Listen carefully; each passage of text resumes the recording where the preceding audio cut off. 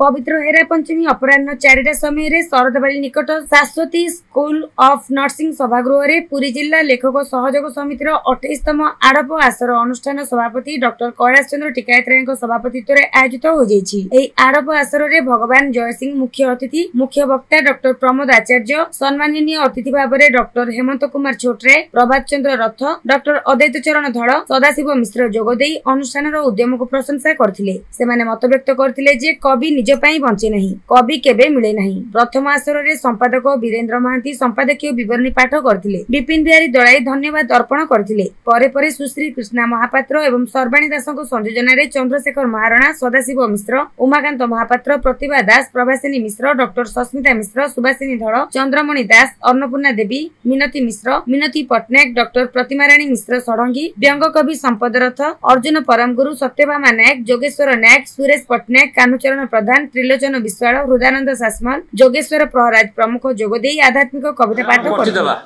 मो वीरेंद्र महांती शिक्षार्थी एवं जिला लेखक सहयोग समिति संपादक अछि। सर कोन कहबे आज कार्यक्रम कोन लक्ष्य आज होछि पवित्र हेरा पंचमी एवं महाप्रभुंकर आड़प विजय। महाप्रभु जिते आड़प मंडप में विजय करती जन्म विधि आसती नवदिन यात्रा भितर आम प्रतिवर्ष आज 28 वर्ष धरी पुरी जिला लेखक सहयोग समिति तरफ भक्ति नैवेद्य अर्पण करूँ महाप्रभु जगन्नाथ को आड़प आसर नाम कविता आसर आड़प जेहेतु आड़प मंडप जेहेतु महाप्रभु विजय अच्छे से समय समर्पित करके आम कविता ओडिशा विभिन्न प्रांत राज्यस्तरीय कवि मैंने आसती कविता आसते कविता आसर नाम आड़प आसर तो कवि आसती कौन कार्यक्रम अच्छी आम आमर डॉक्टर भगवान जय सिंह अच्छा डॉक्टर कैलाश चंद्र टिकायत अच्छे डॉक्टर अद्वैत चरण एवं डॉक्टर अच्छा सदाशिव मिश्र अच्छा अनेक कवि एवं शशांक चूड़ामणि अच्छा अनेक राज्यस्तरीय विभिन्न जिले में कवि जेहेतु ए वर्ष पलिश्री मेला पड़ेगा समुद्र बेलाभूमि चलीगला